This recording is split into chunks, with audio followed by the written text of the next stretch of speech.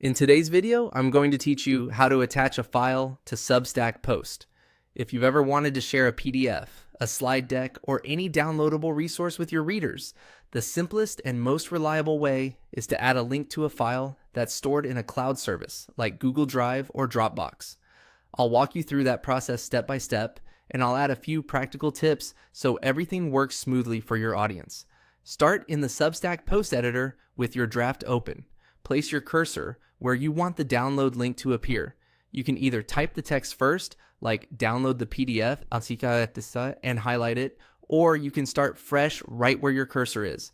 Then click the link icon in the editor toolbar. It looks like a small chain link.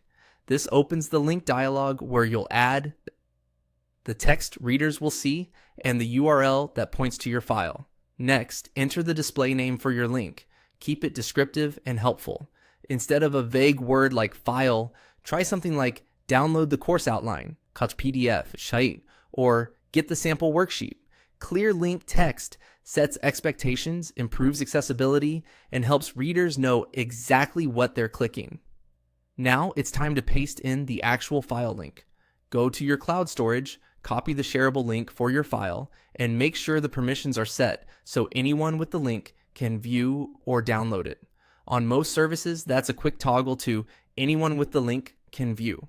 Avoid private or restricted links because your readers won't be able to access the file if they're not explicitly invited. Once you've copied that shareable URL, paste it into the link field back in the Substack editor. Finally, click the button to create the link. Depending on the interface, this might say link, insert, or apply.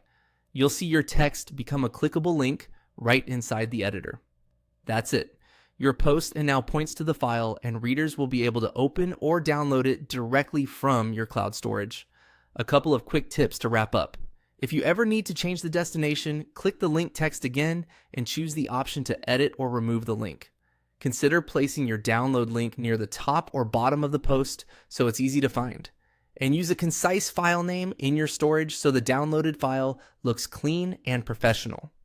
Publish your post when you're ready and your readers can access the file with a single click.